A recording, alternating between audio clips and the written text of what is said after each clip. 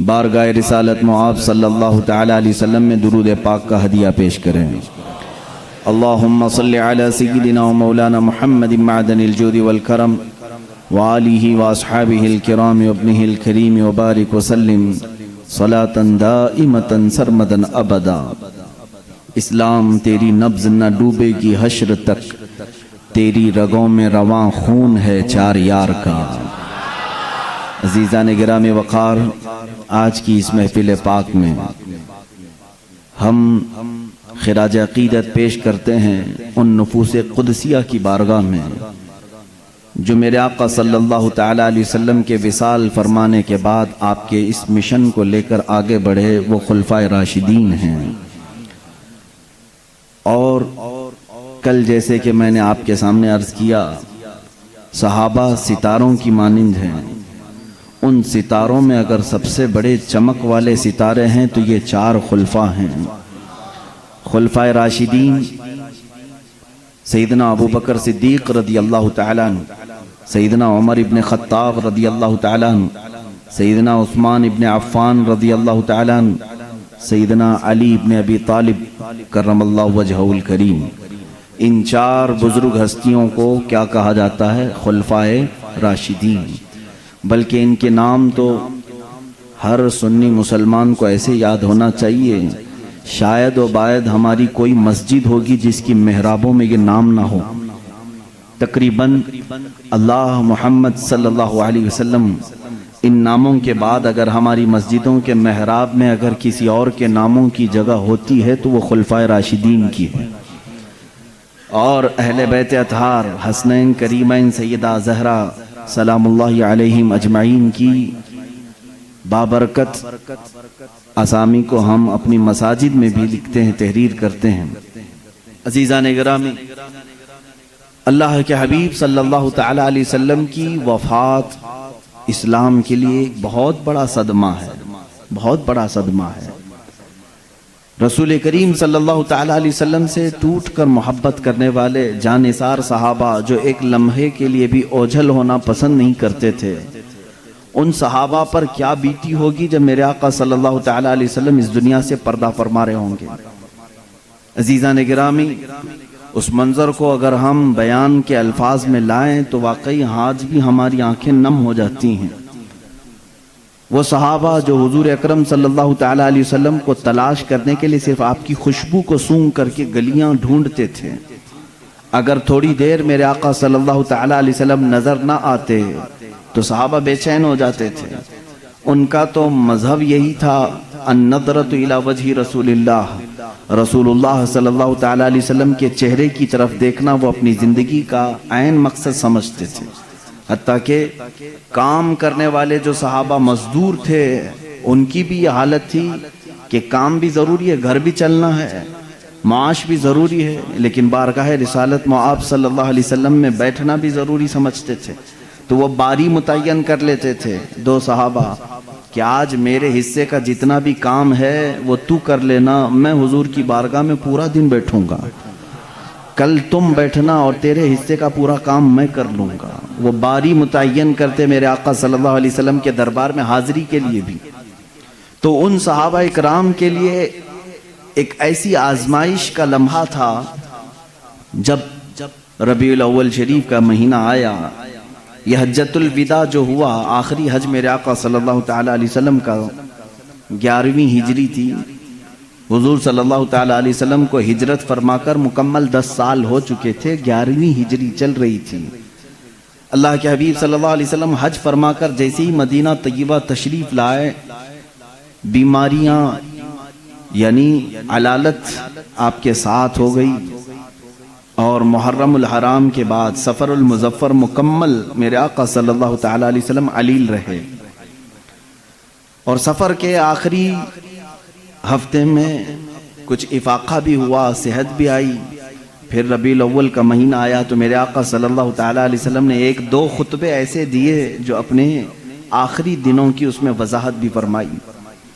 منبر پر کھڑے ہو کر کے ایک مرتبہ آپ صلی اللہ تعالی علیہ وسلم نے یوں فرمایا، اللہ نے اپنے ایک بندے کو اختیار دیا ہے کہ وہ چاہے تو دنیا لے لے یا تو اپنے رب کے پاس جو ہے وہ لے لے، اللہ کے اس بندے نے دوسرے آپشن کو قبول کر لیا ہے، یعنی اللہ کے پاس جو ہے اس کو پسند کر لیا ہے۔ اتنا ہی خطبے میں آپ نے فرمایا۔ کچھ باتیں ایسی تھی وقتی طور پر فوراً اس کی سمجھ نہ آئی، لیکن سیدنا ابو بکر صدیق رضی اللہ تعالیٰ عنہ جو رسول کریم صلی اللہ تعالیٰ علیہ وسلم کی باتوں کی گہرائی تک پہنچتے، وہ رونے لگ گئے۔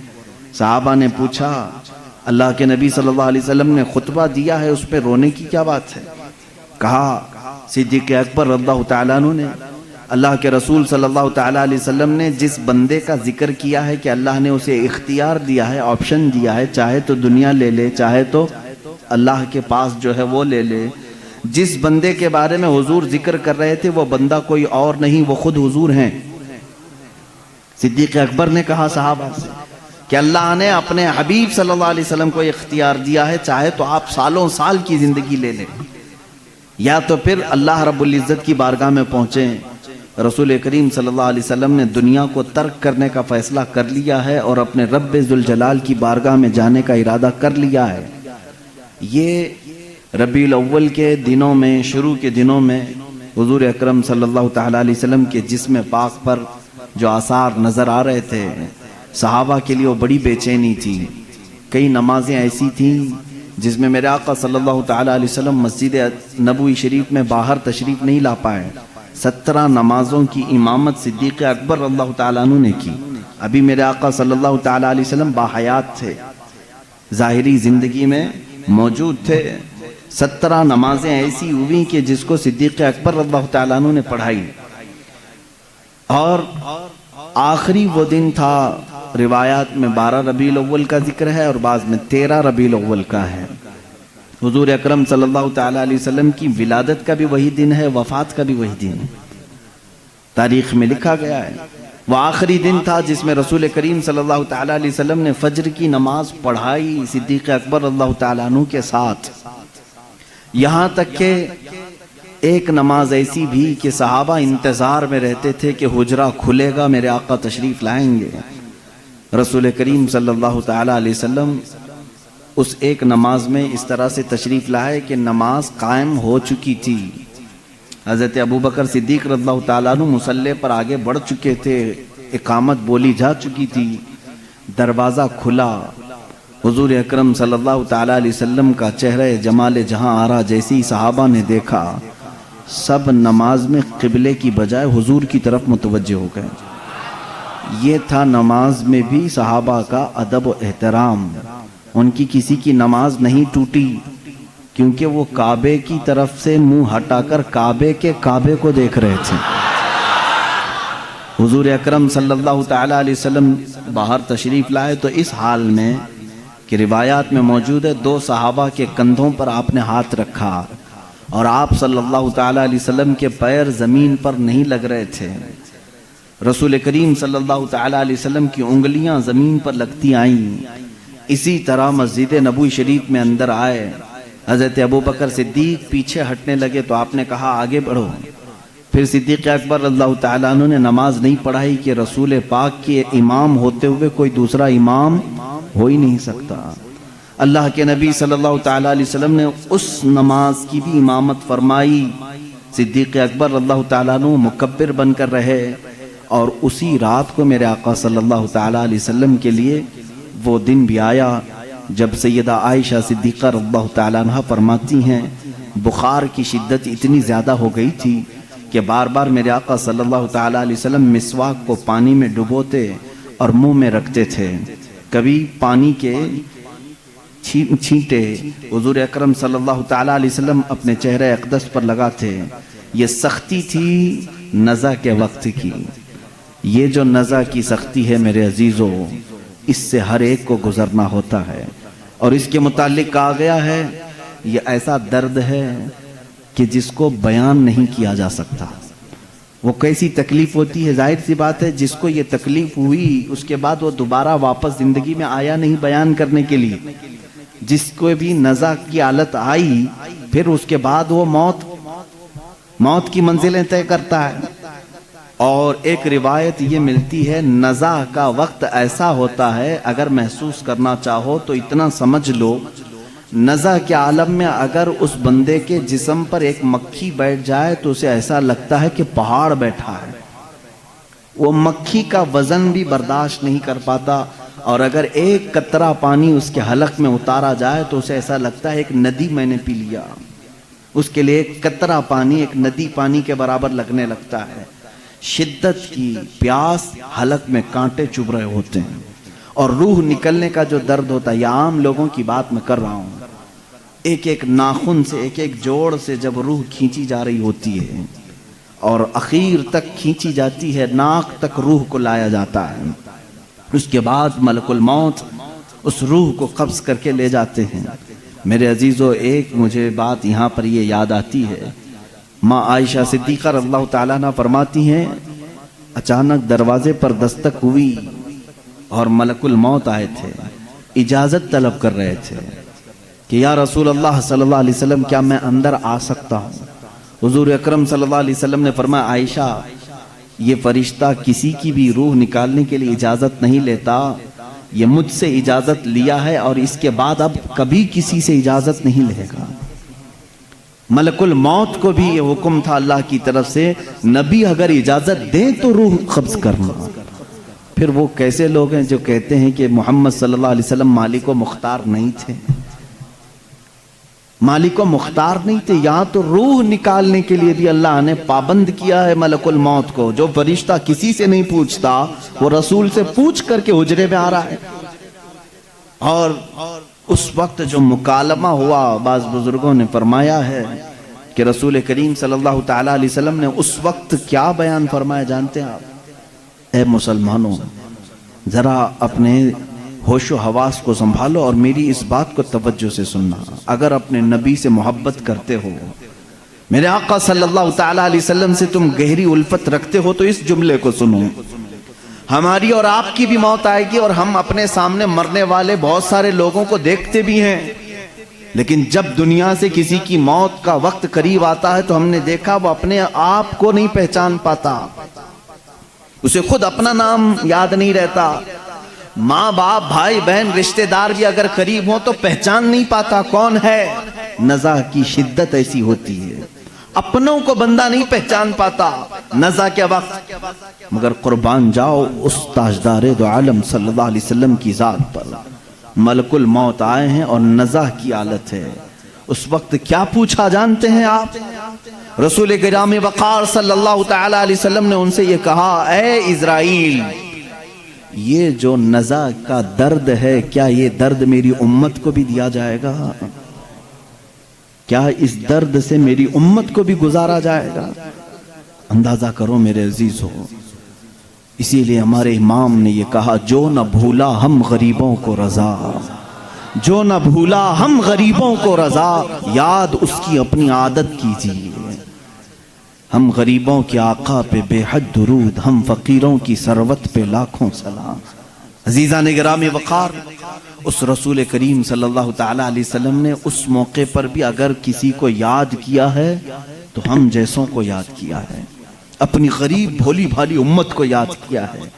اس نبی کا اپنی امت سے جو لگاؤ ہے میرے عزیزو، اس کا بدلہ تم پوری زندگی پر سجدے کر کے بھی نہیں ادا کر سکو گے۔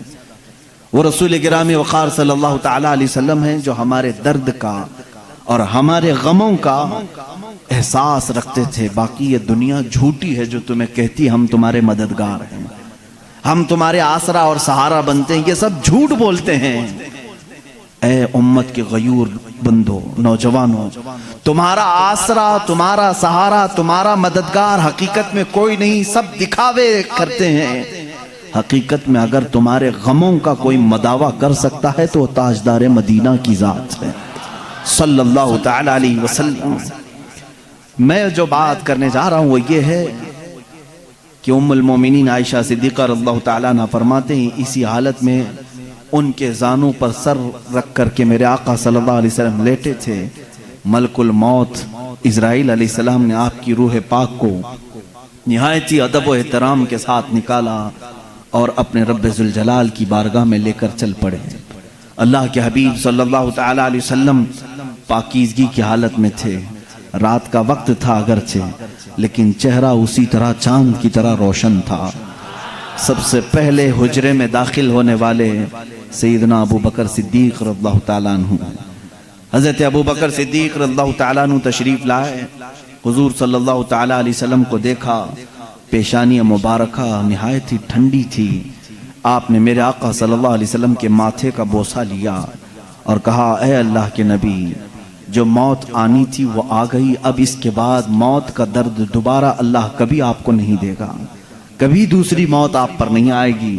اس کا مطلب یہ ہے کہ صدیق اکبر کا یہ عقیدہ تھا کہ ایک موت کے بعد میرا نبی اب ہمیشہ کے لیے زندہ ہو گیا ہے، جو موت آنی تھی وہ آ گئی۔ اللہ کے حبیب صلی اللہ علیہ وسلم اس کے بعد برزخی زندگی میں زندہ ہو چکے۔ اب جو معاملات تھے، یہ پیر کا دن تھا، پیر کا دن گزر کر رات آئی تھی۔ اب جیسے ہی باہر آ کر کے اعلان ہوا، مسجد نبوی میں صحابہ کھچا کھچ بھرے ہوئے تھے۔ وہ اس لیے نہیں کہ موت کی خبر سننی ہے، بلکہ ہمہ وقت چہرے رسول کی زیارت کے لیے بیٹھے رہتے تھے کہ دروازہ کھلے گا، پردہ ہٹے گا، ہم نبی مکرم صلی اللہ علیہ وسلم کے چہرے کو ایک بار دیکھیں گے۔ وہ صحابہ رات بھر اس حجرے کی طرف دیکھتے رہتے تھے۔ صبح کی اذان ہو جاتی تھی، صبح سے جو بیٹھتے ظہر تک پڑھتے ہوئے رہتے تھے کہ چہرہ انور کی زیارت جس کو وہ عبادت سمجھتے تھے۔ لیکن آج دروازہ کھلا اور صدیق اکبر رضی اللہ تعالیٰ عنہ جیسے ہی آ کر یہ اعلان فرماتے ہیں، گویا کہ صحابہ کے جسموں پر بجلی گر گئی، وہ جہاں تھے وہیں ساکت و جامد رہ گئے۔ ایسی پوزیشن کی تاریخ میں لکھی گئی ہے، مدینے والوں پر ایسی کبھی آفت نہیں آئی جس طرح وفات رسول کی غم کی خبر ان پر آئی تھی۔ صحابہ جہاں تھے وہیں کھڑے رہ گئے، کسی کو کچھ سمجھ میں نہیں آتا۔ حضرت عثمان غنی رضی اللہ تعالیٰ عنہ کا حال یہ تھا کہ وہ زمین پر ایسے بیٹھے رہ گئے کہ کوئی ان کو ہلاتا تو بھی نہیں ہلتے تھے، کبھی ان کو کوئی اٹھاتا تو نہیں اٹھتے تھے۔ رات گزر گئی، صبح کے وقت سیدنا عمر فاروق رضی اللہ تعالیٰ عنہ کا حال تو یہ تھا کہ جیسے ان کو خبر دی گئی، وہ اپنی تلوار نکال کر کے مدینے میں باہر گلیوں میں اس طرح گھومتے تھے، جوش سے آوازیں نکالتے تھے، خبردار اگر کسی نے کہہ دیا میرے نبی کا انتقال ہوا ہے، میں اس کی گردن مار دوں گا، میں اس کی گردن اڑا دوں گا۔ میرا آقا و مولا فوت نہیں ہوا ہے، میرے رسول کی وفات نہیں ہوئی ہے، میں اس کی گردن اڑا دوں گا اگر کوئی کہہ دے کہ میرے نبی کا انتقال ہوا ہے۔ وہ ان کا جوش تھا، فرط محبت میں کہے جا رہے تھے۔ لیکن اس پوری سچویشن کو دوسرے روز اگر کسی نے سنبھالا دیا ہے تو صدیق اکبر کی ذات ہے۔ سیدنا ابو بکر صدیق رضی اللہ تعالیٰ عنہ نے سب کو جمع کیا مسجد نبوی شریف میں، صحابہ سے پوچھا کہ تم اب تک کس کی عبادت کرتے تھے، محمد صلی اللہ علیہ وسلم کی یا اللہ کی؟ سن لو، جو محمد صلی اللہ علیہ وسلم کی عبادت کرتے تھے ان کا کام تھا اللہ کی طرف سے وہ آئے اور انہوں نے امانت بندوں تک پہنچائی اور پھر وہ واپس اپنے رفیق اعلیٰ کے پاس چلے گئے۔ تو جو ان کی عبادت کرتا تھا وہ سمجھ لے کہ ان کا انتقال ہو چکا، اور جو اللہ کی عبادت کرتا تھا وہ سمجھ لے اللہ آج بھی زندہ ہے اور ہمیشہ زندہ رہے گا۔ اور آیت کریمہ انہوں نے تلاوت کی، وَمَا مُحَمَّدٌ إِلَّا رَسُولٌ قَدْ خَلَتْ مِن قَبْلِهِ الرُّسُلُ أَفَإِن مَاتَ اور یہاں سے کہتے ہیں اللہ تعالیٰ کی آیت پڑھ کر کے، أَوْ قُتِلَ انقلبتم عَلَىٰ أَعْقَابِكُمْ، اللہ نے فرمایا محمد صلی اللہ علیہ وسلم اللہ کے ایک رسول ہیں، ان سے پہلے بھی رسول آئے اور چلے گئے، اگر اس رسول کی وفات کے بعد کوئی منہ پھیر لیا، دین چھوڑ دیا، اللہ فرماتا فَلَن يَضُرَّ اللَّهَ، تو اس نے اللہ کا کچھ نہیں بگاڑا، اللہ کا کچھ بھی نقصان نہیں ہوگا، جو کچھ بھی بگڑے گا وہ تمہارا خود کا بگڑے گا۔ رسول کے بعد کوئی بھی منہ نہ پھیرے اس شریعت سے، کوئی اس راستے سے، اس اسلام سے ہٹے نہ۔ یہ صدیق اکبر رضی اللہ تعالیٰ عنہ کا خطبہ تھا، اسی خطبے سے آج تک اسلام زندہ ہے۔ میرے عزیزو، اسی لیے اسلام شخصیتوں سے نہیں چلتا ہے۔ آج میں تمہارے سامنے بیٹھا ہوں، اس مسجد کا مصلی میری ذات سے وابستہ نہیں ہے، مجھ جیسے ہزار امام آئیں گے، ہزار مقرر آئیں گے، ہزار علماء آئیں گے، لیکن دین پھلتا ہے، پھولتا ہے۔ رب تعالیٰ اس شجر کو صبح قیامت تک قائم و دائم رکھے گا۔ اس چراغ کو ہزاروں پھونکنے والے بھی آئیں گے مگر اللہ اس چراغ کے نور کو صبح قیامت تک زندہ رکھے گا، اس لیے کہ اس اسلام کی پوری ذات کو اللہ رب العزت نے کسی ایک شخص سے نہیں رکھا بلکہ اس کی حفاظت خود اللہ نے اپنے ذمہ کرم پر رکھی ہے۔ عزیزان گرامی، یہاں سے اب میرے آقا صلی اللہ تعالی علیہ وسلم کی تدفین کا معاملہ آیا۔ بدھ کے دن اللہ کے حبیب صلی اللہ علیہ وسلم کی تدفین عمل میں آئی۔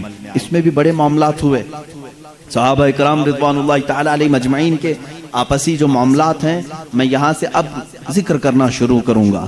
آج ہوش و حواس سنبھال کر کے آپ غور سے ان باتوں کو سنیں کہ ہمارا سچا اور ستھرا عقیدہ کیا ہونا چاہیے، صحابہ کے متعلق، اہل بیت کے متعلق اور اسلام کے متعلق صحیح عقیدہ کیا ہے۔ صحابہ انسان تھے، رسول کریم صلی اللہ تعالی علیہ وسلم کے جانثار صحابہ، وہ جتنے بھی اعلیٰ تھے، پرہیزگار تھے، بڑے مقامات پر تھے، لیکن تھے کیا؟ انسان۔ انسانی تقاضا ہے کہ کچھ معاملات میں اختلافات ہوتے رہتے ہیں۔ حضور صلی اللہ تعالی علیہ وسلم کی سب سے پہلی بات آئی غسل کے لیے۔ حضور اکرم صلی اللہ تعالی علیہ وسلم کا غسل دیا جائے کہ نہیں دیا جائے؟ صحابہ ابھی اس بات میں ڈسکس کر رہے تھے۔ بعض نے کہا ہم نے آج تک میرے آقا صلی اللہ تعالی علیہ وسلم کے لباس کو اترتے ہوئے نہیں دیکھا، ہم میں سے کون ہے جو آپ کا لباس اتارے گا؟ صحابہ اکرام رضوان اللہ تعالی علیہ مجمعین نے، بعض نے کہا نہیں، ہر ایک کو غسل دینے کا حکم خود میرے آقا صلی اللہ علیہ وسلم نے فرمایا، ہم کیوں نہ دیں؟ اسی اسنا میں بیر غرس کا پانی لایا بھی گیا، اور روایات یہ بتاتی ہیں کہ تھوڑی دیر کے لیے صحابہ کو غشی طاری ہوئی۔ غشی کا مطلب سمجھتے ہیں کہ جیسے بے ہوشی آتی ہے یا جھانپ جس کو کہتے ہیں، نیند آنے سے پہلے جھٹکے لگتے ہیں۔ جو صحابہ حجرہ رسول میں تھے انہیں جھانپ لگی یا اونگ آئی، غشی طاری ہوئی تھوڑی دیر کے لیے، اور جیسے ہی ان کی آنکھیں کھلی انہوں نے دیکھا رسول کریم صلی اللہ تعالی علیہ وسلم کو مکمل غسل دیا جا چکا تھا۔ یہ تاریخ میں کہیں نہیں ہے کہ کس نے غسل دیا ہے، اللہ کے حبیب صلی اللہ تعالی علیہ وسلم غسل دے کر کے آرام فرما تھے۔ یہ منظر ہونے کے بعد صحابہ نے کہا آپس کا اختلاف ہی ختم ہو گیا، دفن کہاں کریں؟ دفن کے لیے صحابہ میں پھر باتیں آئی۔ بعض نے کہا ان کو اپنے آبائی وطن لے کر کے جاتے ہیں، مکہ مکرمہ، اور وہ خانہ کعبہ ہے، وہاں پر میرے آقا صلی اللہ تعالی علیہ وسلم کو دفن کیا جائے گا۔ تو بعض صحابہ نے کہا نہیں، حضور صلی اللہ علیہ وسلم کو بیت المقدس لے جاتے ہیں، بیت المقدس مسجد اقصیٰ، اس لیے کہ کثرت سے نبیوں کی قبریں وہیں پر ہیں۔ ایک روایت کے مطابق تقریباً 30,000 انبیاء اکرام بیت المقدس کے ارد گرد دفن ہیں۔ کہا انبیاء اکرام آپس میں بھائی ہیں، حضور صلی اللہ تعالی علیہ وسلم کو ان کے بھائیوں کے ہاں دفن کرنے کے لیے ہم لے چلیں گے۔ دو جماعتیں ہو گئی۔ تیسری جماعت صحابہ کی ایک یہ ہے جنہوں نے حدیث رسول ذکر کیا، وہ ان کے رائے تھی، ان کے مشورے تھے، لیکن ایک صحابی نے حضور صلی اللہ علیہ وسلم کی حدیث بیان کی، کہا میں نے میرے آقا صلی اللہ علیہ وسلم سے سنا ہے ہر نبی وہاں دفن ہوتا ہے جہاں اس کی روح قبض کی جاتی ہے۔ معاملہ ہی ختم ہو گیا، اختلاف ہی ختم ہو گیا۔ حضور صلی اللہ علیہ وسلم نے فرمایا ہر نبی کو اسی زمین پر دفن کیا جاتا ہے جس زمین میں ان کی روح قبض ہوئی۔ آخری وقت وہ کہاں لیٹے تھے؟ تو سب کا اتفاق ہو گیا وہ حجرہ عائشہ صدیقہ میں لیٹے ہوئے تھے۔ یہ آخری دن تھا میرے آقا صلی اللہ علیہ وسلم کا، جس حجرے میں آپ آرام فرماتے وہ سیدہ عائشہ صدیقہ کا حجرہ تھا۔ حضور صلی اللہ علیہ وسلم نے اپنی ساری بیویوں کے لیے ایک ایک حجرہ بنایا تھا، ایک ایک کمرہ۔ آخر زمانے میں حضور صلی اللہ علیہ وسلم حضرت عائشہ کے حجرے میں لیٹا کرتے تھے۔ حضرت عائشہ صدیقہ رضی اللہ تعالیٰ عنہ سے آپ کو کافی انسیت تھی، محبت تھی، اور ساری ازواج مطہرات نے اپنی باری ان کے لیے قربان بھی کر دی تھی۔ حضرت عائشہ صدیقہ رضی اللہ تعالیٰ عنہ کے ہاں حضور صلی اللہ علیہ وسلم خوشی محسوس کرتے تھے۔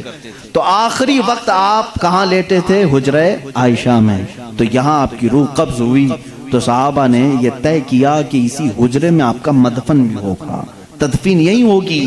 حضور صلی اللہ تعالیٰ علیہ وسلم کی قبر انور وہی بنائی گئی۔ اب یہاں پر تدفین کے بعد آپ کو معلوم ہے یہ حجرہ یوں ہی نہیں کہ اتفاق سے ایسی ہی جگہ کھود دی گئی اور دفن کیا گیا، بلکہ یہ تو ازل سے لکھا ہوا ہے، ازل سے لکھا ہوا ہے۔ علماء اور محدثین نے فرمایا جو ٹکڑا میرے آقا صلی اللہ علیہ وسلم کے جسم ناز سے لگا ہوا ہے زمین کا، جہاں میرے آقا صلی اللہ علیہ وسلم کی قبر اطہر بنی ہے، اس کے متعلق فرمایا گیا وہ زمین کا اتنا حصہ عرش اعظم سے بھی افضل ہے، عرش اعظم سے بھی افضل ہے۔ اعلی حضرت رضی اللہ تعالیٰ عنہ نے اپنے ایک شعر میں یوں فرمایا ہے کہ خم ہو گئی پشت فلک اس تانے زمین سے، یعنی آسمان اپنی بلندی کے بار بار دعوے کرتے رہتا ہے، آسمان میں بلند ہوں، مجھ میں چاند ہے، مجھ میں ستارے ہیں، مجھ میں سورج ہے، تو وہ زمین کو تانے دیتے رہتا تھا، آسمان بار بار تانے دیتا تھا، تو نیچے ہے میں اوپر ہوں، تو نیچے ہے میں اوپر ہوں۔ اعلیٰ حضرت رضی اللہ تعالیٰ عنہ نے اس کو ایک شعر میں لکھ دیا ہے، خم ہو گئی پشت فلک اس تانے زمین سے، آسمان کی پشت مطلب پیٹ ٹیڑھی ہو گئی، ایک ہی بار زمین نے تانا دے دیا، خم ہو گئی پشت فلک اس تانے زمین سے، سن ہمارا ہم پر وہ سرور اعلیٰ ہے، یہ رتبہ ہے ہمارا، یعنی تیرے پاس چاند سورج سارے ستارے ہوں گے لیکن میرے پاس جو دولت ہے وہ کسی کے پاس نہیں، وہ رسول کریم صلی اللہ علیہ وسلم کی ذات اقدس ہے۔ میرے عزیزوں میں یہاں تک کہ معاملہ کیوں عرض کر رہا ہوں، مجھے لمبی تاریخ عرض کرنی ہے۔ حضور صلی اللہ علیہ وسلم کی وفات کے بعد اب جو معاملات آئے وہ یہی کہ آپ صلی اللہ تعالیٰ علیہ وسلم کی اس تخت کو، اس مصلح کو اب کون سنبھالے گا؟ مصلح سے مراد صرف مسجد میں نماز پڑھانا نہیں ہے بلکہ پوری امت کی امامت کرنی ہے، ان کی دیکھ بھال بھی کرنی ہے، ان کے بچوں کو بھی، ان کی عورتوں کو بھی، رعایا کو بھی، وزیر و سپاہیوں کو بھی، جنگوں کے معاملات بھی، تجارت کے معاملات بھی، غرض یہ کہ ہر معاملے میں امامت کرنی ہے۔ تو ظاہر سی بات ہے کون ہے جو اس رسول کریم صلی اللہ تعالیٰ علیہ وسلم کے سجادے کو سنبھالے گا؟ اب اسی اسنا میں میٹنگیں ہوئی صحابہ اکرام رضوان اللہ تعالیٰ علیہ مجمعین کی۔ میں بہت ڈیپ میں آپ کو نہیں لے جانا چاہتا، اس لیے کہ مسلمان کو اتنے ڈیپ میں جانے کی ضرورت ہی نہیں، کیونکہ شیطان ورغلاتا ہے۔ کیا کیا ہوا تھا یہ باتیں شیعہ بہت بیان کرتے ہیں۔ بنی ساعدہ مدینے میں ایک کٹا تھا جہاں پر ایک میٹنگ جمع ہوئی، جس میں سب سے پہلے میٹنگ جمانے والے حضرت عمر فاروق تھے رضی اللہ تعالیٰ عنہ۔ سیدنا عمر فاروق رضی اللہ تعالیٰ عنہ نے صحابہ کو جمع کر لیا۔ اب انصار اور مہاجرین دو صحابہ کی جماعتیں ہیں نا، جو مدینے والے تھے وہ انصار ہیں، جو ہجرت کر کے آئے تھے وہ مہاجرین ہیں۔ تو مہاجرین صحابہ اس میں سے سب جمع ہوئے، اکثر جو ہجرت کر کے آئے تھے، اور ادھر انصار صحابہ کی الگ میٹنگ ہو رہی تھی۔ حضرت سعد ابن ابی عبادہ رضی اللہ تعالیٰ عنہ، اور اس میں حضرت سعد جو ہے وہ لیڈنگ کر رہے تھے۔ انصار صحابہ کی میٹنگ میں یہ بات ہو رہی تھی کہ مدینہ طیبہ میں حضور صلی اللہ تعالیٰ علیہ وسلم تشریف لائے ہیں، تو لہٰذا آپ کا مصلی، آپ کی خلافت انصار میں سے کوئی سنبھال لے۔ لیکن میرے عزیزوں، ان انصار کی محبت پہ بھی قربان جائے، جگہ ان کی ہے، مدینہ ان کا ہے، مسجد نبوی ان کی زمین پر بنی ہے، سارے مہاجرین کو انہوں نے ہی پناہ دی ہے۔ اب ظاہر سی بات ہے ان کا حق تھا، وہ بول سکتے تھے کہ آگے خلافت انصار میں سے ہوئی ہونی چاہیے۔ حضرت عمر فاروق رضی اللہ تعالیٰ عنہ جانتے تھے قریش کا دماغ کیا ہے، حضور صلی اللہ علیہ وسلم کا جو خاندان ہے وہ قریش ہے، ان کی ذہنیت کیا ہے، ان کا دماغ کیا ہے، وہ اچھی طرح جانتے تھے۔ سب انصار صحابہ کو انہوں نے جمع کیا اور کہا آپ کی فضیلت کے ہم قائل ہیں، لیکن ایک بات یاد رکھ لیں، اگر خلافت رسول اللہ صلی اللہ علیہ وسلم کے خاندان کو چھوڑ کر دوسرے خاندان میں چلی جائے تو پھر معاملات درہم برہم ہو سکتے ہیں، اور حضور صلی اللہ علیہ وسلم کے جو اہل بیت ہیں، جو خاندان والے ہیں، کہیں ان کی ناراضگی کا بھی سبب نہ بنے۔ انصار نے جیسی ہی یہ سنا ساری خلافت سے وہ دستبردار ہو گئے، کہا ہم اس کے ہاتھ پر بیعت کریں گے جو رسول اللہ کے خاندان سے تعلق رکھتا ہے۔ اب اس بات پر اتفاق ہوا تو پوچھا گیا حضور کے خاندان والے قریش کون کون ہیں؟ سب آئے، سب لوگوں نے جمع ہو کر کے الگ الگ نام لینے ہی تھے، ابھی کسی نے نام لیا نہیں تھا۔ سیدنا عمر فاروق رضی اللہ تعالیٰ عنہ آگے بڑھتے ہیں اور کہتے ہیں اے لوگوں، تمہیں معلوم ہے جب رسول کریم صلی اللہ تعالیٰ علیہ وسلم نے نبوت کا اعلان فرمایا تھا تو سب سے پہلے اسلام لانے والوں میں چند لوگوں کے نام ہیں، ان میں سے پہلا ایک نام سیدنا ابو بکر صدیق کا ہے۔ حضور صلی اللہ علیہ وسلم نے خود فرمایا بہت سارے لوگوں نے اسلام قبول کیا لیکن سب نے مجھ سے کچھ نہ کچھ سوال کیا، آپ آخری رسول ہیں کیا علامت ہے، آپ سچے نبی ہیں کیا دلیل ہے، لیکن ایک بندہ ایسا ہے جس نے بغیر دلیل پوچھے ایمان لایا، وہ ابو بکر ہے، وہ ابو بکر صدیق رضی اللہ تعالیٰ عنہ ہیں۔ انہوں نے حضور صلی اللہ علیہ وسلم سے کبھی نہیں پوچھا آپ آخری رسول ہیں کیا ہے آپ کے پاس علامت، بلکہ حضور صلی اللہ علیہ وسلم نے ایک بار صرف ان سے کہا میں اللہ کا نبی ہوں، انہوں نے کہا آمنا وصدقنا یا رسول اللہ، ہم ایمان لائے اور آپ کی تصدیق کرتے ہیں اے اللہ کے رسول۔ حضرت عمر نے ان کی فضیلت میں خطبہ دیا۔ تمہیں معلوم ہے جب رسول کریم صلی اللہ تعالیٰ علیہ وسلم مکہ سے ہجرت کر رہے تھے تو اپنے ساتھ کس کو لیا تھا؟ ابو بکر صدیق رضی اللہ تعالیٰ عنہ کو لیا تھا۔ تمہیں معلوم ہے اپنی زندگی میں جب میرے آقا صلی اللہ علیہ وسلم علالت پر بستر پر تھے اس وقت اپنے مصلے پر کس کو بڑھایا تھا؟ ابو بکر صدیق کو بڑھایا تھا۔ حضرت عمر کہتے ہیں رسول اللہ صلی اللہ علیہ وسلم نے جس کو ہماری نمازوں کا امام پسند کیا ہے ہم اپنے دنیاوی معاملات میں اس کو کیوں نہ امام تسلیم کریں؟ سب سے پہلے میں صدیق اکبر کے ہاتھ پر بیعت کرتا ہوں۔ حضرت عمر کی بات دیکھ کر سارے صحابہ نے حضرت ابو بکر صدیق کے ہاتھ پر بیعت کیا۔ یہاں سے خلافت کا نظام شروع ہوا، یہ خلافت شروع ہوئی۔ سب سے پہلے خلافت کو بھی بادشاہی نظام پر قائم نہیں کیا گیا، یہ سعودی نظام نہیں ہے باپ مرے گا تو بیٹا حکومت کرے گا، رشتہ داروں کا نظام نہیں ہے، بلکہ میرے آقا صلی اللہ تعالیٰ علیہ وسلم نے اس سیلیکشن کو امت کے اوپر چھوڑ دیا تھا، ورنہ رسول کریم صلی اللہ تعالیٰ علیہ وسلم اپنی زندگی میں بتا کر کے جاتے میرے بعد فلاں کو ہونا چاہیے۔ یہ معاملات میرے آقا نے کبھی بھی کسی کو نہیں بتائے۔ آج شیعہ کہتے ہیں، رافضی کہتے ہیں حضور صلی اللہ علیہ وسلم نے اپنی زندگی میں حضرت علی کو ہی خلیفہ بنایا تھا، باقی سارے خلیفاؤں نے ان کی خلافت کو غصب کر لیا، چھین لیا تھا، ان کو خلافت نہیں دی۔ یہ پروپیگنڈا پھیلاتے ہیں، کہیں سے بھی ایک دلیل نہیں ملے گی۔ اچھا آپ حضرت علی کو کمزور سمجھتے ہیں؟ وہ حیدر کرار ہے، وہ اسد اللہ ہے، جس کو اللہ کے نبی نے فرمایا اللہ کے شیروں میں سے ایک شیر ہے۔ اگر حضرت علی رضی اللہ تعالیٰ عنہ کو حضور صلی اللہ علیہ وسلم نے بنایا ہوتا تو کیا وہ اپنا حق چھوڑ کر کسی کو دے دیتے؟ وہ سیدنا علی کرم اللہ وجہہ الکریم حق کے لیے جب کھڑے ہوتے تو پھر سامنے کسی کو نہیں دیکھتے تھے، کسی کو نہیں دیکھتے۔ انہیں بھی معلوم تھا کہ خلافت کو رسول کریم صلی اللہ علیہ وسلم نے امت کے اوپر چھوڑا ہے، امت کا سب کا اتفاق ہوا حضرت ابو بکر صدیق رضی اللہ تعالیٰ عنہ کی ذات پر، تو سبوں نے بیعت کی۔ حضرت علی کرم اللہ وجہہ الکریم نے بھی بیعت فرمائی، اگرچہ تھوڑی تاخیر کے بعد، لیکن آپ نے بھی بیعت فرمائی۔ اور حضرت ابو بکر صدیق رضی اللہ تعالیٰ عنہ نے جس کو جو جو کام دیے سبوں نے خوشی خوشی ان کاموں کو انجام بھی دیا۔ یہ دور نہایت ہی سنہرا دور تھا، بہت ہی عظیم دور تھا۔ رسول کریم صلی اللہ تعالیٰ علیہ وسلم کی جتنی سنتیں ہیں، جتنے طریقے تھے، ان سب کو حضرت ابو بکر صدیق نے اپنی خلافت میں استعمال فرمایا۔ حضرت ابو بکر صدیق رضی اللہ تعالیٰ عنہ کا حال تو یہ تھا، خلافت کو سنبھالنے کے بعد جانتے ہیں کپڑوں کی ایک تھیلی اٹھا کر کے بازار میں جانے لگے۔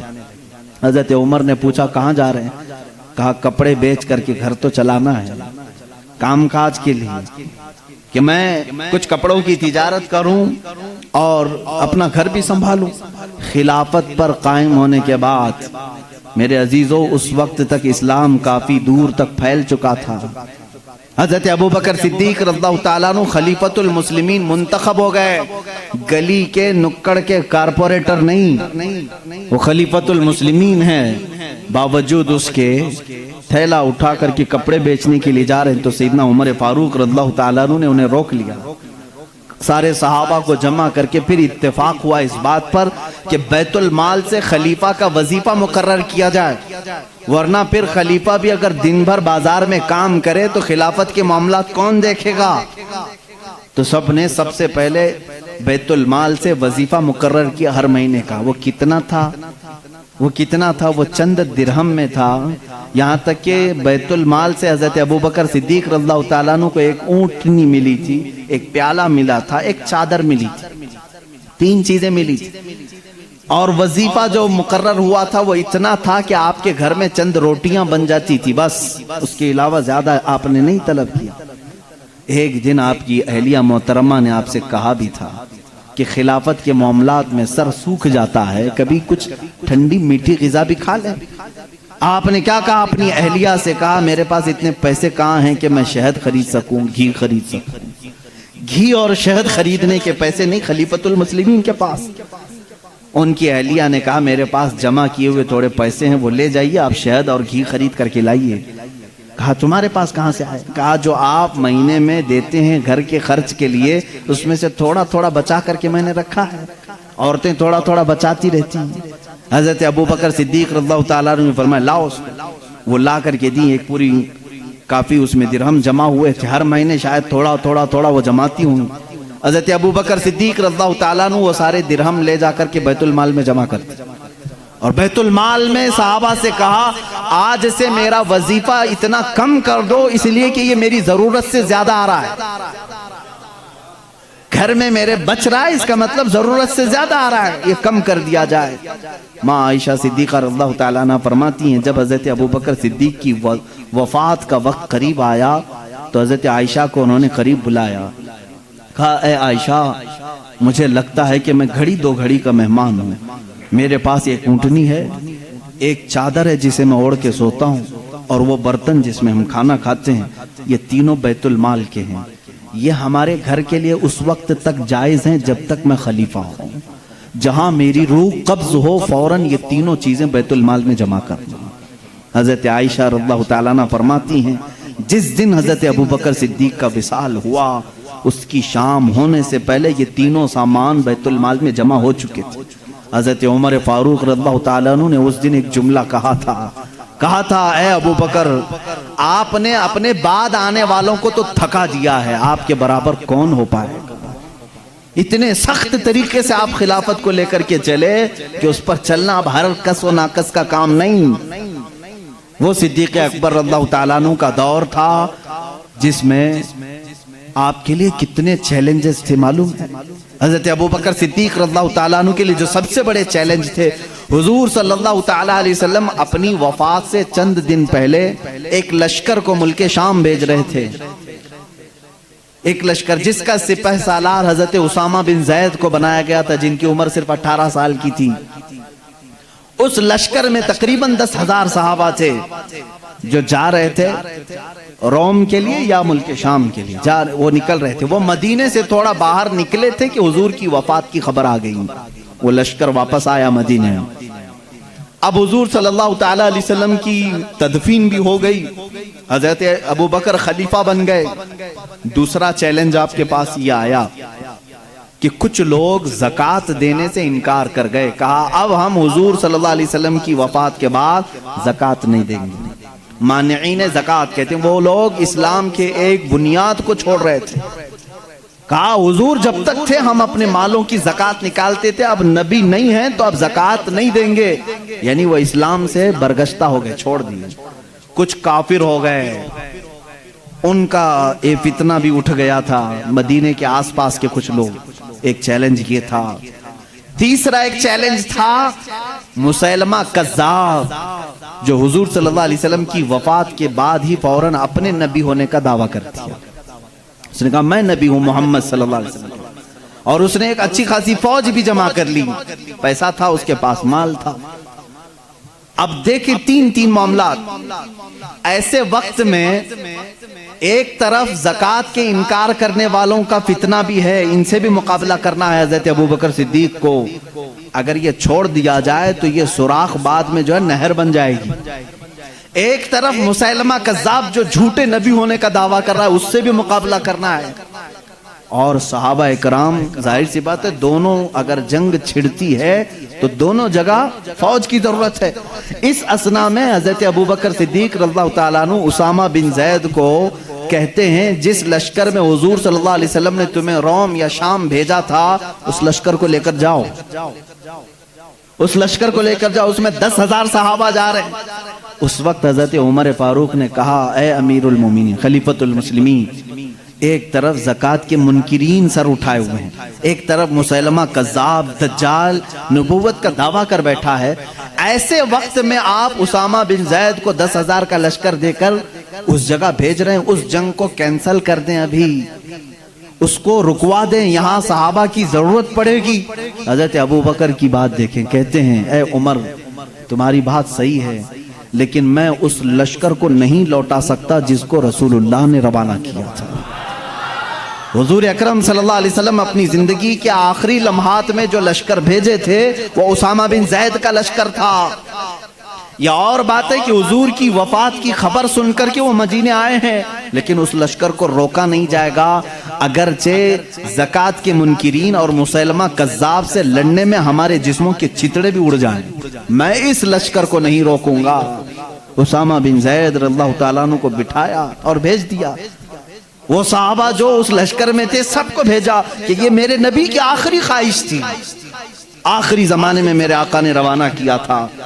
حضرت اسامہ بن زید کو جانتے ہیں کس طرح روانہ کر رہے ہیں؟ جس عمر میں صدیق اکبر تھے وہ 60 سال کی تھی، 18 سال کے جوان اسامہ بن زید سپہ سالار مقرر ہوئے، ان کو گھوڑے پر بٹھایا اور ان کے گھوڑے کی ناتی رسی پکڑ کر چلنے لگے۔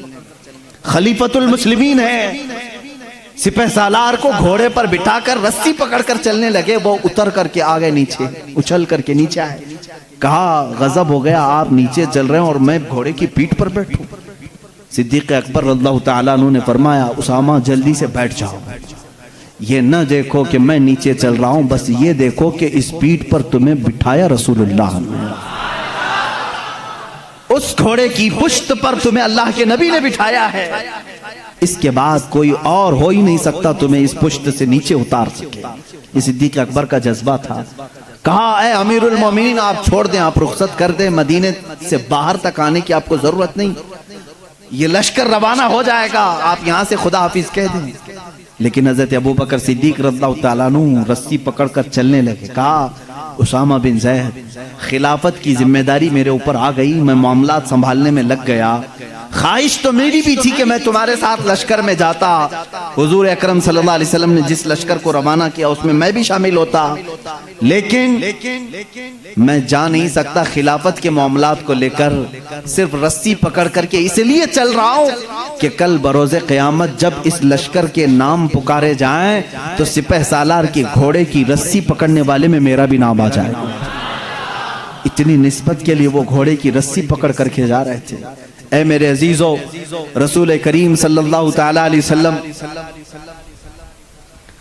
اللہ کے حبیب صلی اللہ تعالیٰ علیہ وسلم سے جانثاری کا جو جذبہ تھا وہ صدیق اکبر رضی اللہ تعالیٰ عنہ کے جسم اقدس میں بدرز آتم موجود تھا۔ آپ کی خلافت کے پورے معاملات میں بیان نہیں کر سکوں گا، اس لیے کہ آج میں نے چاروں خلفاء کو ذکر کیا ہے۔ ظاہر سی بات ہے، آپ جانتے ہیں وقت بہت تیزی سے گزرتا ہے، اور ہم اس سے پہلے ایک ایک خلیفہ کی زندگی پر ایک ایک دن پورا بیان کرتے تھے۔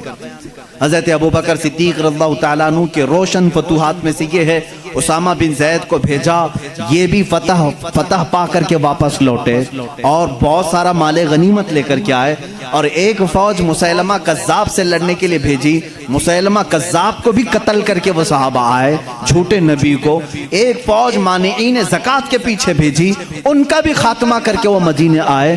صرف ایک سال کے اندر صدیق اکبر رضی اللہ تعالیٰ عنہ نے ساری شورشوں کو، سارے فتنوں کو سب ختم کر دیا تھا۔ اس وقت صدیق اکبر کے جذبے کو دیکھنے کا مقام تھا، اس لیے کہ ایمان اتنا مضبوط تھا حضرت ابوبکر کا، وہ اللہ کی ذات پر ایسا توکل کرتے تھے، خود بیان کرتے ہیں میں پہلے کبھی کبھار ڈرتا تھا۔ ایک مرتبہ کی بات ہے جب غار ثور میں میرے آقا صلی اللہ تعالیٰ علیہ وسلم آرام فرمانے کے لیے اندر آئے، حضور سیدنا صدیق اکبر نے اپنے کپڑے پھاڑ پھاڑ کر کے اس غار کو اندر سے بند کر دیا تھا کہ کوئی کیڑا مکوڑا اندر آ کر کے میرے آقا کو گزن نہ پہنچا سکے، لیکن ایک سانپ آپ کو ڈس کر کے اندر آ گیا، آپ کی ایڑی جہاں لگی تھی ایک سوراخ پر اس کو ڈس کر کے اندر آیا۔ صدیق اکبر رضی اللہ تعالیٰ عنہ اس پورے واقعے کے گواہ ہیں، آپ خود بیان فرمائے ہیں۔ وہ سانپ حضور صلی اللہ علیہ وسلم کی زیارت کے لیے آیا تھا، وہ دیکھا حضور کو ڈسنے کے لیے نہیں، وہ دیکھ کر کے واپس چلا گیا، اور صدیق اکبر رضی اللہ تعالیٰ عنہ کے قدم پاک پر حضور اکرم صلی اللہ تعالیٰ علیہ وسلم نے اپنا لعاب پاک لگایا، شفا یابی ملی۔ حضرت ابوبکر فرماتے ہیں مجھے زندگی پر احساس ہی نہیں تھا کہ اس پیر میں سانپ نے کاٹا تھا کہ اس پیر میں کاٹا تھا، لیکن خوف کس بات کا تھا، مکہ کے کفار ڈھونڈتے ڈھونڈتے اس غار تک بھی آ گئے تھے، ان کے پیر ہمیں اندر سے نظر آنے لگ گئے۔ میں نے کہا یا رسول اللہ اب کیا ہوگا، اب کیا ہوگا؟ مشرکین مکہ ڈھونڈتے ڈھونڈتے غار کے منہ تک آ گئے تھے۔ وہ 3000 فٹ اونچا، تقریباً 5000 فٹ اونچا پہاڑ ہے۔ کفار مکہ قدموں کے نشانات دیکھے ہوں گے یا جس طرح سے بھی پہنچ گئے۔ حضرت ابوبکر صدیق فرماتے ہیں دل کی دھڑکنیں بڑھ گئی تھی، میں نے صرف اتنا کہا اب کیا ہوگا یا رسول اللہ صلی اللہ تعالی علیہ وسلم۔ اللہ رب العزت نے اس واقعے کو سورہ توبہ میں ذکر فرمایا، اذ اخرجہ الذین کفروا ثانی اثنین اذ ہما فی الغار اذ یقول لصاحبہ لا تحزن ان اللہ معنا۔ یاد کرو اس دن کو جب دو میں سے ایک نے کہا غار میں کہ ہمارے ساتھ کیا ہوگا، تو دوسرے صاحب نے کہا، کس نے؟ اللہ کے رسول نے حضرت ابوبکر صدیق کے سینے پر ہاتھ رکھا، صرف ایک جملہ فرمایا، لا تحزن ان اللہ معنا، گھبرا مت ابوبکر، اللہ ہمارے ساتھ ہے۔ اس جملے کی معنویت اور اس کی تقویت اور اس کی عظمت اتنی بڑی ہے، میں سمجھتا ہوں کہ مسلمان اس ایک جملے سے آسانی سے زندگی گزار سکتا ہے۔ جب کبھی آفت آئے اتنا کہہ دینا، کروڑوں ان کے ساتھ ہوں گے لیکن مولا میرے ساتھ، لا تحزن ان اللہ معنا۔ آج بہت سارے لوگ ہم سے یہ کہتے ہیں حکومت ہمارے پاس نہیں، طاقت ہمارے پاس نہیں، اقتدار ہمارے پاس نہیں، بہت ساری طاقتیں دوسروں کے پاس ہیں، ان کے پاس دجالی نظام ہے، میڈیا ان کے پاس ہے، اخبار ان کے پاس ہیں، قوت ان کے پاس ہے، سیاست ان کے پاس ہے، سارے گرو گھنٹال ان کے پاس ہیں۔ لوگ کہتے ہیں ہمارا کیا ہوگا، میں صرف یہی کہتا ہوں ساری دنیا ان کے ساتھ ہے، اللہ ہمارے ساتھ ہے۔ لا مولا لکم ولا، ہم سب یہی کہیں گے جو جنگ احد میں حضرت عمر نے پکارا تھا، احد کے میدان میں کافروں نے یہ کہا تھا اعلو حبل اعلو عزا اعلو منات، یعنی منات ان کے بت کا نام ہے، حبل ان کے بت کا نام ہے، عزا ان کے بت کا نام ہے۔ وہ نعرے لگا رہے تھے جے ہو فلاں کی، جے ہو فلاں کی، جے ہو فلاں کی۔ حضور صلی اللہ علیہ وسلم نے صرف اتنا کہا عمر ان کا جواب دو، عمر ان کا جواب دو۔ حضرت عمر نے صرف اتنا ایک غار سے پکارا تھا، وہ کفار خوشیاں منا رہے تھے، حضور صلی اللہ علیہ وسلم کے انتقال کے بارے میں افواہ پھیلا چکے تھے، احد میں حضور کو قتل کر دیا گیا، شہید کر دیا گیا ہے، کیونکہ آواز کہیں سے نہیں آ رہی تھی۔ اب بہت ہو گیا تھا، جب وہ بہت ناچنے لگے، حضور پاک صلی اللہ علیہ وسلم نے حضرت عمر سے کہا جواب دو۔ وہ سب کہہ رہے تھے محمد جا چکے، ان کے ساتھی ابو بکر عمر جا چکے۔ حضرت عمر نے احد پہاڑ سے آواز دی، اے کفار اب بھی عمر زندہ ہے، ابو بکر زندہ ہے، محمد صلی اللہ علیہ وسلم زندہ ہے، اور تمہارے سینوں میں گڑتے رہیں گے، تمہاری آنکھوں میں چبھتے رہیں گے۔ اور یوں فرمایا اللہ مولانا ولا مولا لکم، یاد رکھو ساری دنیا کے بت تمہارے ساتھ ہوں گے، اللہ ہمارا مددگار ہے، تمہارا کوئی مددگار نہیں۔ حسبنا اللہ و نعم الوکیل، نعم المولا و نعم النصیر۔ اے مسلمانوں صرف اتنی بات یاد رکھنا، اللہ ہمارے لیے کافی ہے، کیا ہی بہترین وکیل ہے اور کیا ہی بہترین مددگار ہے۔ حضرت ابوبکر صدیق فرماتے ہیں جب یہ جملہ میرے آقا صلی اللہ علیہ وسلم نے فرمایا اے ابوبکر نہ گھبرا، اللہ ہمارے ساتھ ہے، صدیق اکبر فرماتے ہیں پھر اس کے بعد زندگی میں میں نے کبھی کسی بڑی طاقت سے خوف نہیں کھایا۔ حضرت ابوبکر کا ہی وہ معاملہ ہے، یہودیوں کے ایک 50,000 کے مجمع میں، 50,000 کا مجمع ہے، سٹیج پر کھڑے ہو کر کے ایک یہودی عالم کہہ رہا تھا مسلمانوں کا خدا غریب ہے اور مسلمانوں سے وہ قرضہ مانگتا ہے۔ قرآن کی ایک آیت کا وہ مذاق اڑا رہا تھا۔ اللہ تعالیٰ نے قرآن میں فرمایا من ذا الذی یقرض اللہ قرضا حسنا، کون ہے جو اللہ کو قرض حسن دے گا؟ یہاں قرض حسن سے مراد تم نیکیاں اللہ کو قرض میں دو، اللہ جنت تمہیں بدلے میں دے گا۔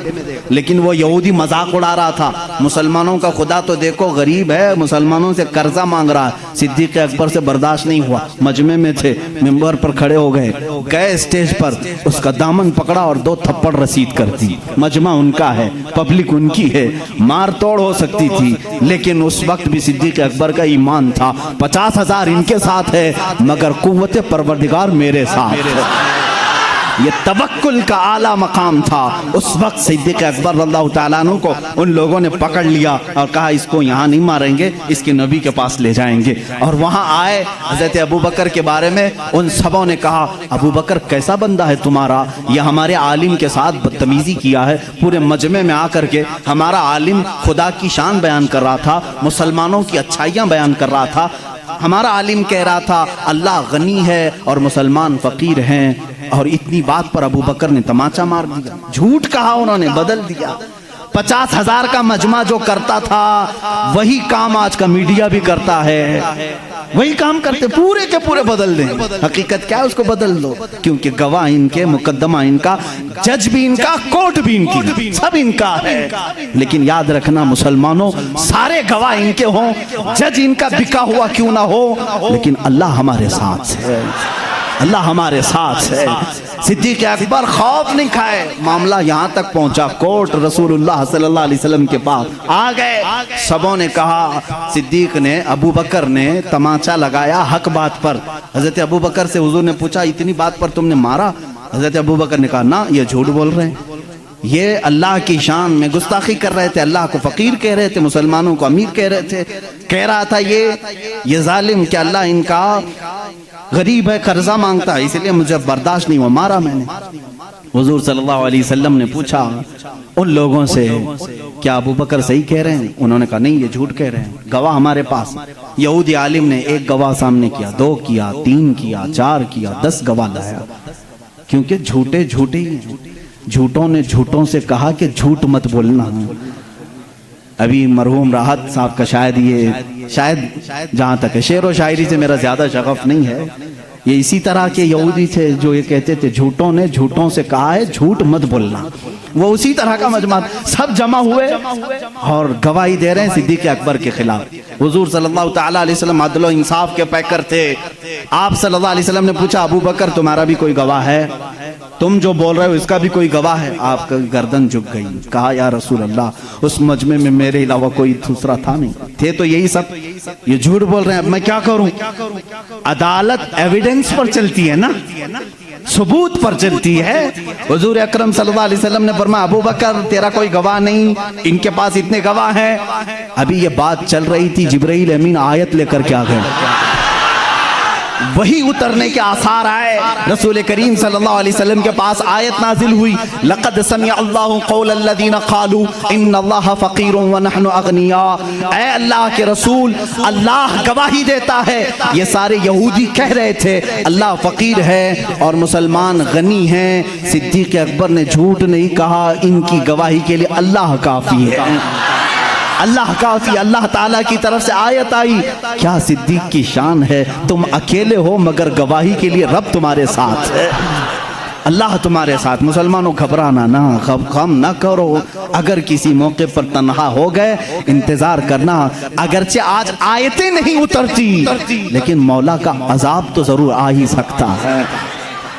بنا لو تم جو کچھ بھی کرنا ہے بنا لو، مسلمانوں کے چہرے کھود ڈالو، مسلمانوں کی گردنیں اکھاڑ دو، مسلمانوں کی عزتوں کے ساتھ کھلواڑ کرو، مسجدوں کو تہس نہس کرو۔ تم کیا سمجھتے ہو زمین تمہارے باپ کی ہے؟ یہ اللہ کی زمین ہے، یہ اللہ کی زمین ہے۔ ان الارض یورثها، اللہ تعالیٰ اپنی زمین کا وارث جسے چاہتا ہے بناتا ہے۔ یہ اور بات ہے کہ ہم آج عمل کے کچے ہو چکے ہیں، ہم نے خود مسجدوں سے منہ موڑ لیا تھا، ہو سکتا ہے ہمارے مولا نے ہم سے مسجدیں لے کر ان کو دی ہوں، مگر میں جانتا ہوں مسجد کی وہ سرزمین تحت الثری سے لے کر عرش اعظم تک مسجد ہی رہے گی، اور رب ذوالجلال کے ہاں فیصلہ تو ہوگا۔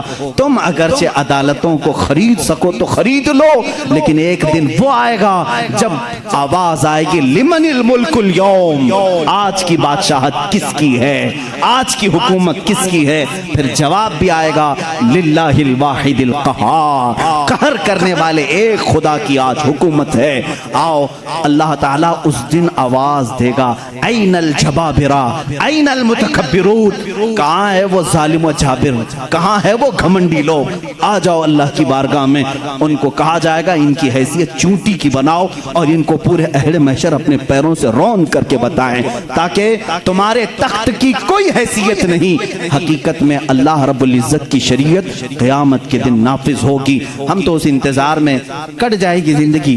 اب بات مجھے صدیق اکبر کی ذات سے یہ کہنی ہے، میں مسلمانوں کو توکل دینا چاہتا ہوں، یقین دینا چاہتا ہوں، گھبراؤ نہیں، ساری چیزیں بھی چھن جائیں تو تمہارے ایمان کو کوئی چھین نہیں سکتا جب تک تم اپنے ہاتھوں سے اسے بیچ نہیں دیتے۔ اللہ رب العزت تمہارا حامی، ناصر، مددگار ہے۔ اس نے قرآن میں کئی جگہوں پر وعدہ فرمایا، کان حقا علینا نصر المؤمنین، اللہ فرماتا میں نے اپنے اوپر لازم کر لیا ہے، مدد کروں گا تو مومنین کی مدد کروں گا، مدد کروں گا تو مومنین کی مدد کروں گا۔ میرے عزیزو، آج بھی مدد ہی تو ہے، مدد ہی تو ہے۔ الحمدللہ ہم تعداد میں اب گرچہ تھوڑے ہیں لیکن ہماری حیثیت ایسی ہے، 32 دانتوں کے بیچ میں ایک زبان کبھی کسی دانت سے دبتی بھی نہیں ہے، کٹتی بھی نہیں ہے۔ اللہ بس ایسے ہی اس زبان کی حفاظت فرمائے۔ صدیق اکبر رضی اللہ تعالیٰ عنہ کے ایمان کا معاملہ تو یہ تھا، حضور صلی اللہ علیہ وسلم کے بعد وہ کسی کو بھی عزیز نہیں رکھتے، حضور سب سے اول درجے پر، حتیٰ کہ اپنی بیٹی سیدہ عائشہ صدیقہ رضی اللہ تعالیٰ عنہ، ایک بار حضور صلی اللہ تعالیٰ علیہ وسلم ان کے ساتھ بیٹھے حجرے میں، بات تیزی سے ہو رہی تھی، صدیق اکبر داخل ہو گئے اور ہاتھ تک اٹھا دیا، حضرت عائشہ صدیقہ سے کہا خبردار، تجھے معلوم ہے تم کس سے بات کر رہی ہو؟ شوہر ہیں لیکن اللہ کے رسول ہیں۔ حضور صلی اللہ علیہ وسلم نے حضرت ابوبکر کو روک لیا، یہ ہمارا معاملہ ہے، یہ ہمارا معاملہ ہے۔ حضرت ابوبکر صدیق چلے آئے۔ حضرت عائشہ فرماتی ہیں کہ صدیق اکبر رضی اللہ تعالیٰ عنہ کبھی کسی چیز کو پسند نہیں کرتے جو حضور کی رضا کے خلاف۔ جب سیدہ عائشہ صدیقہ پر الزام لگایا تھا کچھ منافقین نے، تہمت لگائی تھی، حضور اکرم صلی اللہ علیہ وسلم نے حضرت عائشہ سے کہا تم اپنے ماں باپ کے گھر میں رہو جب تک یہ معاملہ کلیئر نہ ہو جائے۔ 1 مہینے تک حضرت عائشہ حضرت ابوبکر کے گھر میں تھی۔ وہ کہتی ہیں حضور صلی اللہ علیہ وسلم میرے پاس نہیں آتے، اتنے دنوں تک حضرت ابوبکر نے بھی میرے سے بات نہیں کی۔ یہ نہیں کہ بیٹی ہے، بلکہ رسول اللہ کا جو نظام ہے وہ میرے گھر میں بھی چلے۔ ایک بار صلح حدیبیہ کے موقع پر حضور صلی اللہ علیہ وسلم نے صرف اتنا فرما دیا تھا، 1400 صحابہ مکہ کے لیے نکلے حضور کے ساتھ عمرہ کرنے کے لیے۔ سنو، عمرہ کرنے کے لیے نکلے، احرام پہن کر کے نکلے، لیکن مکہ کے کافروں نے بیچ راستے میں روک لیا، کہا تم عمرہ نہیں جا سکتے، نہیں جاؤ گے۔ حضور صلی اللہ علیہ وسلم کو ان لوگوں نے بیچ راستے میں روک لیا۔ 35 کلومیٹر مکہ باقی ہے، سوچو 450 کلومیٹر کا فاصلہ ہے مکہ مدینہ۔ مدینے سے جو چل کر کے صحابہ آئے ہوں تقریباً 400 کلومیٹر چلے ہوں، اور ان کو قریب مکہ کے آ کر کے کہہ دیا جائے اب تم نہیں جا سکتے، عمرہ نہیں کر سکتے، ان کی حالت کیا ہونی چاہیے؟ صحابہ جوش میں تھے، کہا یا رسول اللہ صلی اللہ علیہ وسلم اجازت دیں ہم ان کے پرخچے اڑا دیں۔ بدر بھی ہو چکی تھی، احد بھی ہو چکی تھی، خندق بھی ہو چکی تھی، ساری جنگوں میں صحابہ نے اپنے جوہر دکھا بھی چکے تھے۔ یہ 6 ہجری کا معاملہ ہے، سن 6 ہجری میں حدیبیہ کا معاملہ آیا۔ حضور صلی اللہ علیہ وسلم اپنی نگاہ نبوت سے دیکھ رہے تھے، آپ نے فرمایا نہیں، جنگ نہیں چاہتا میں، اس لیے کہ ہم حالت احرام میں ہیں، حالت احرام میں ہم جنگ نہیں چاہتے۔ حضور نے صلح کی بات کر لی مکہ والوں سے، وہ بظاہر دب کر کے صلح لگ رہی تھی، تو اس میں حضرت عمر سب سے زیادہ بے قرار تھے، سب سے زیادہ بے قرار۔ صحابہ سے وہ بار بار پوچھتے تھے کیا ہم حق پر نہیں ہیں، ہم کو جنگ کی اجازت کیوں نہیں مل رہی ہے؟ یہ مکہ والوں کو ہم برابر بتا دیں گے، آج تو ہم 1400 کی تعداد میں ہیں، بدر میں تو صرف 313 تھے، حضور کیوں نہیں اجازت دے رہے ہیں؟ حضور صلی اللہ تعالیٰ علیہ وسلم نے منع کر دیا، نہیں میں صلح نامہ لکھ رہا ہوں۔ حضور صلی اللہ تعالیٰ علیہ وسلم کے پاس حضرت عمر آئے، حضور کے بازو پکڑ کر کے جوش میں پوچھنے لگے آقا کیا ہم حق پر نہیں ہیں، کیوں آپ اجازت نہیں دے رہے ہیں؟ حضور نے فرمایا عمر جو میں دیکھ رہا ہوں وہ تم نہیں دیکھ رہے ہو۔ حضرت عمر بے قرار تھے، یہ نافرمانی نہیں، بے قراری آپ کی جو تھی وہ فرض جہاد میں تھی۔